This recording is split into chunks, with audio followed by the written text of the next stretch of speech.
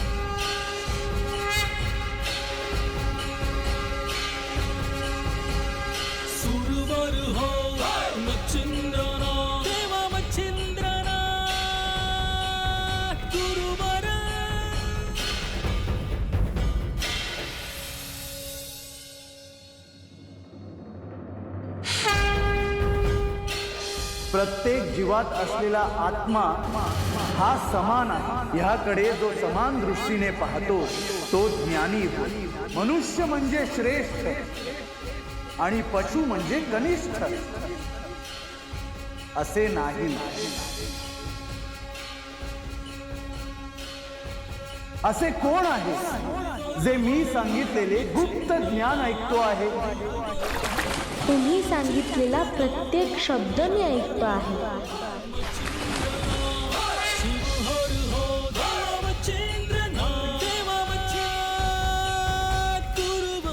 तुला एक अत्यंत महत्त्वाचे सांगायचे आहे. तू आता माझ्याकडे बद्रिकाश्रम येथे ये. पर माझा आईबा. तुला हे ठाऊक आहे की तुझ्या स्वभावानुसार तुझ्या सभोवतालचे कोणीही बदलणार नाही आणि तू जिथे असशील तिथून निघ.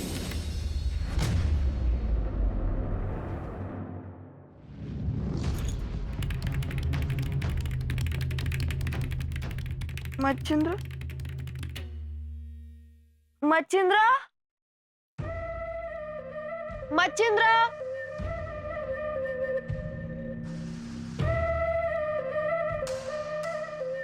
मच्छिंद्र, आओ, आओ उठा की. मच्छिंद्र, अगं काय झालं? मच्छिंद्र दिसत नाही म्हणून हाक मारते. अगं असेल घरातच देऊ, पाणी प्यायला गेलास. नाही नाही, चला आपण हुडकू त्याला. आज एकटं कुठं जात नाही त्यो. बर बर, बघतो मी.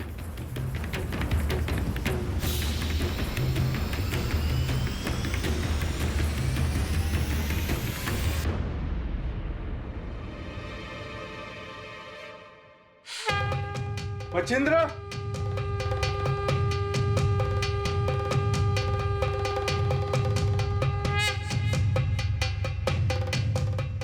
मच्छिंद्र, मच्छिंद्र,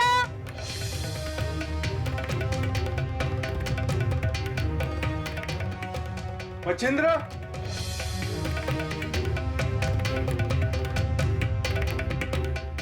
मच्छिंद्र, मच्छिंद्र, मच्छिंद्र, आवा, मच्छिंद्रला कुठे बघितलं का तुम्ही?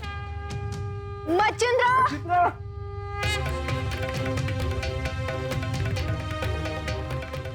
अहो मावशी मच्छिंद्र कुठे बघितलं का तुम्ही? मच्छिंद्र काय झालं आजी दिस उजाडल्यापासून मच्छिंद्र दिसलंच नाही. अगं असेल कुठं तरी, कुठं जातोय? अहो नाही, समतीकडे उडकलं होय. पण कुठंच घावला नाही. काय खरं नाही बाबा तुझ्या पोराचं, लय अवघड आहे बघ.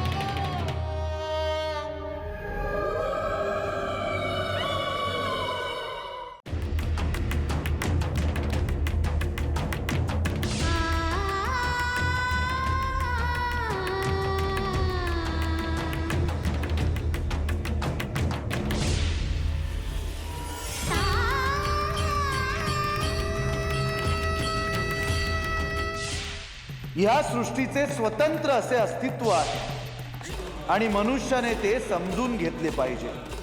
जीवसृष्टीची स्वतःची अशी एक शृंखला आहे आणि त्यात स्वतःच्या स्वार्थासाठी मनुष्य जर ती शृंखला तोडायला जाईल तर खूप मोठ्या विध्वंसाची सुरुवात होईल. मनुष्याने आपल्या लोभाला आवर घालायला हवा.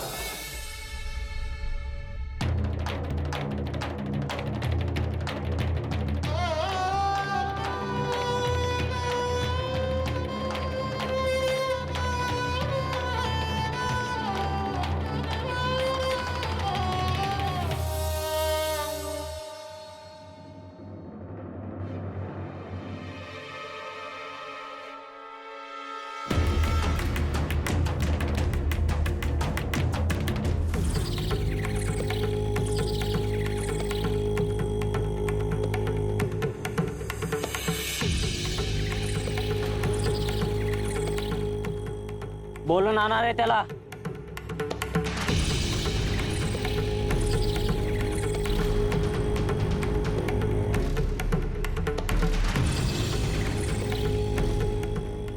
चल, तुला आमच्या गुरुनं बोलवलं आहे तुला.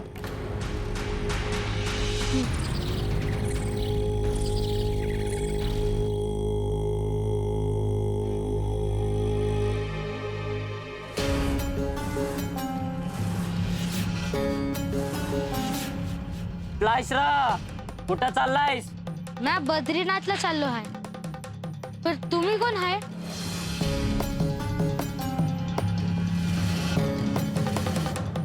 आजवर यासनी विचारलं नाही तुम्ही कोण आहात ते. आई बा कुठं आहे रे तुझं? का एकलाच चाललाय? मी एकलाच चाललो आहे. पर तुम्ही इथं काय करताय? लोकांनी बरं करतोय म्या. त्यांची इडापिडा दूर करतोय म्या. तू उभा राहा आणि बघ. बोला रे, कोणाचं काय? अव, तुम्ही दिलेला नारळ घरला ठेवला, पर होत्याचं नव्हतं झालं. पार घर धुवून नेलं चोरट्याने.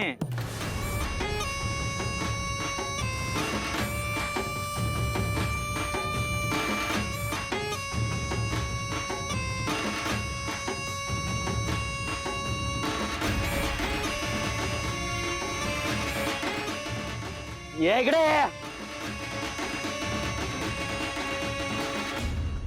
हे तुझा दुसरा नारळ आहे. तुझा भाऊ तुझा वैरी आहे. यो नारळ त्याच्या रानात पुरून या. तुझी गेलेली लक्ष्मी परत येईल.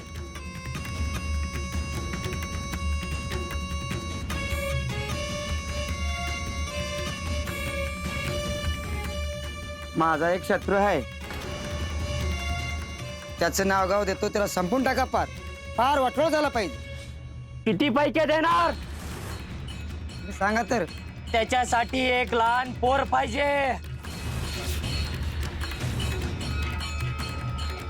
हे काय आहे की इथं लहान पोर?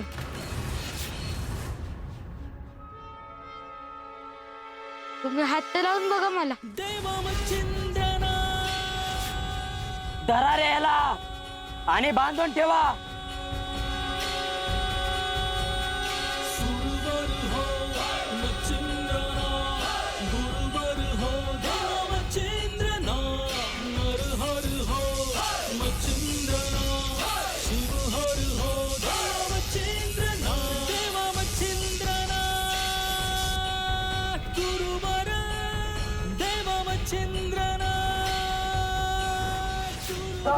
भाजलं आग महाराज, आग आहे, भाजलं लय पोळा महाराज, आग आहे. म्हणजे तुला बी विद्या येते तर? तुम्ही काय म्हणता मला ते मला ठाव नाही, पण हे ठाव आहे की तुम्ही जे करताय ते चुकीचं आहे. तू असं ऐकणार नाही. तुला बांधूनच ठेवलं पाहिजे.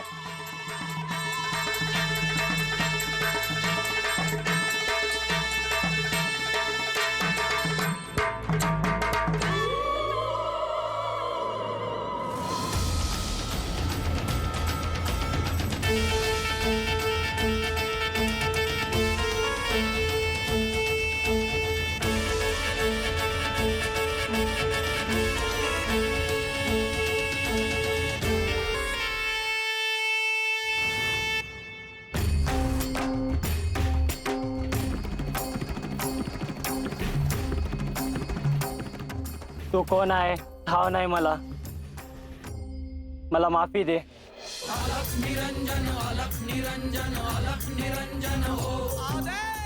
लोकांचं वाईट करण्यापरी चांगलं केलं तर कल्याण होईल.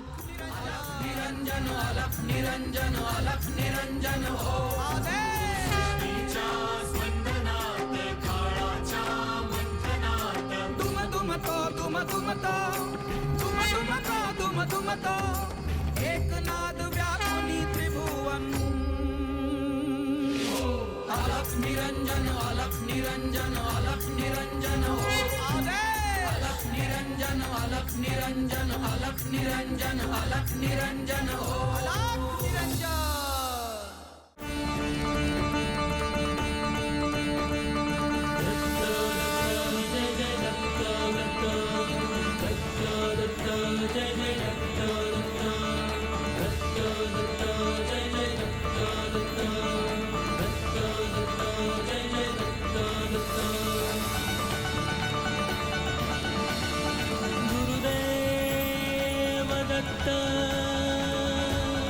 गुरुदेव दत्त,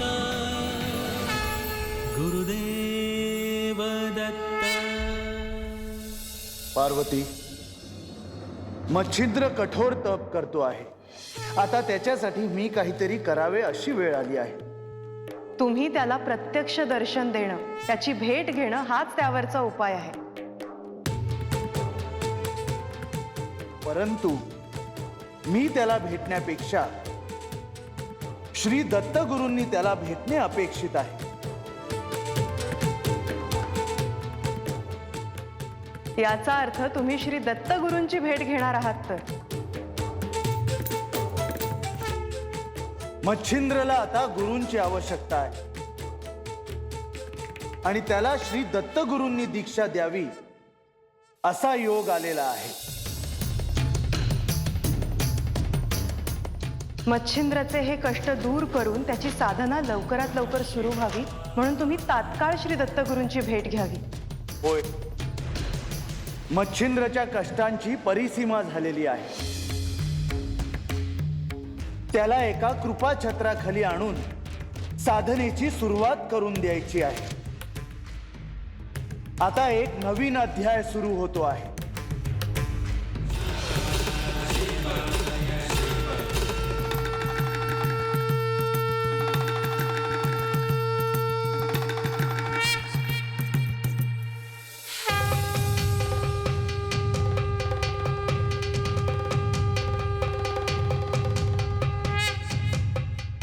ह्या सृष्टीत जन्म घेणाऱ्या प्रत्येकाचे प्रारब्ध आणि कार्य ठरलेले आहे.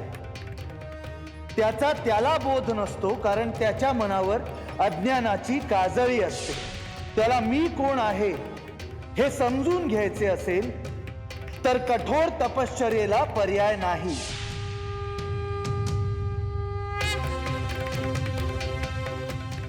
कोहम अर्थात मी कोण आहेचा नाद त्याच्यात घुमायला हवा.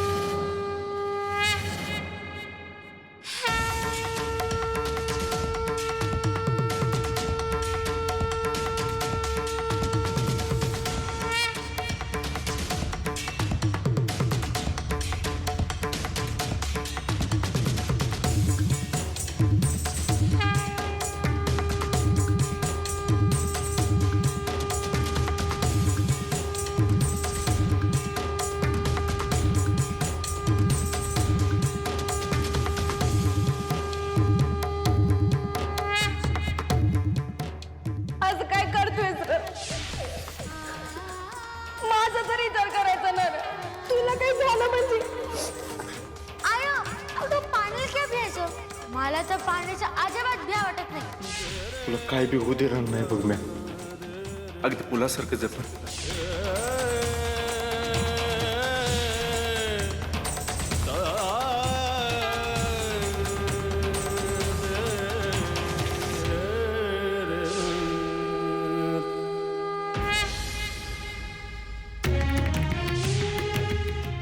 अरे असं कसं तडपडतात ये. पाण्यात असतानाच तुम्ही चांगले दिसता. मी तुम्हाला मरू देणार नाही. आज गाव देवा मोर खरं खोटं होणार म्हणजे होणारच. हे पोर बाहेरचं हाय.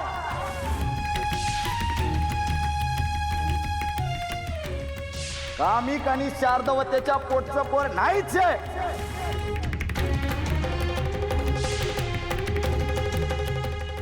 आयो तुम्ही माझे नाहीत का? बा अरे तू तरी सांग की र. तुझे नाव मच्छिंद्र ठेवले आहे कारण तुझा जन्म माशाच्या पोटी झाला आहे. तू स्वयंभू आहेस. तू अयोनी संभव आहेस. तुला माता पिता कोणी नाहीत. तू साक्षात जगत पालकाचे प्रतिरूप आहेस.